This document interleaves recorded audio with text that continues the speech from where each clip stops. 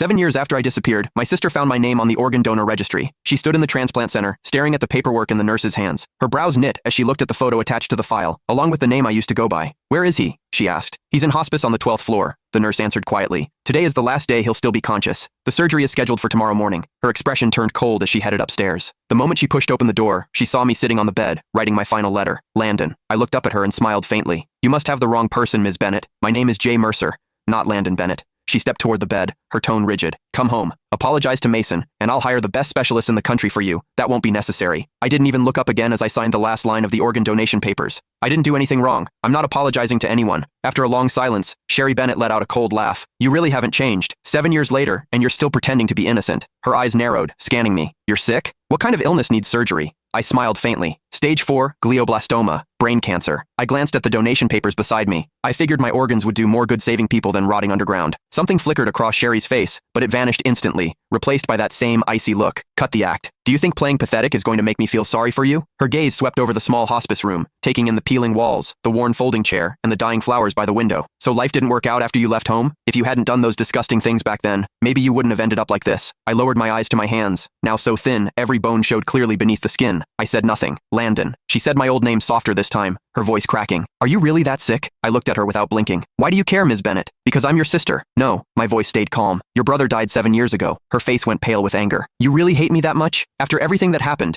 Are you seriously pretending you weren't the one who enough?" I cut her off. "You didn't come here to dig up the past. Say what you actually came to say." She opened her mouth, then hesitated, completely speechless. I gave a soft laugh. "Let me guess. Mason needs a new liver, doesn't he?" Sherry didn't answer. She didn't have to. The way her eyes avoided mine told me everything. I leaned back against the hospital bed, laughing under my breath. "So, that's it. After 7 years, he finally remembered he had an older brother. Today, you came here to ask for my liver?" "Not ask," she corrected sharply. "It's your duty. You agreed to donate before, and Mason needs you again now. He's your brother." I stared at her, amused by how ridiculous she sounded. "Sherry, when you kicked me out 7 years ago, why didn't you remember I was his brother then?" "That was your own fault," she snapped. "If you hadn't done those horrible things to Mason, if you hadn't framed him, I never would have kicked you out." Her voice shook with fury. "You're still lying. Still acting innocent. You think disappearing for 7 years erased what you did?" I slowly closed my eyes as numbness spread through my chest. Even now, she never doubted him. To her, I was always the villain. "Please leave. I need to rest." She grabbed my shoulder hard enough to hurt. "Listen carefully. Mason needs your liver." I opened my eyes, looking at her calmly. "Then he can wait for someone else. My organs are already promised to strangers." Her whole body shook with anger. "How can you be so heartless? Mason saved my life back then.